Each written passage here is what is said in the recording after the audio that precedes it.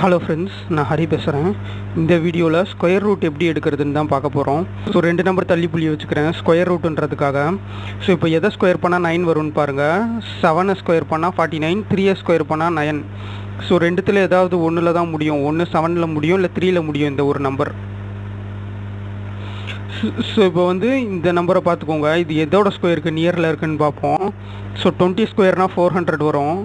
So nearly 18 square 19 square வரும். 19 ஸ்கொயர்னால் 361 வரும். So அப்போ 361 எழுதிப்போம். ஸோ இங்கே 19 எழுதிக்கிறேன், இங்கேயும் 19 எழுதிக்கிறேன். ஒன்று இந்த நம்பர் ரெண்டுத்துக்கு ஏதோ பக்கத்தில் இருக்கணும். ஸோ இப்போ இது டிஃப்ரென்ஸ் பாருங்கள்.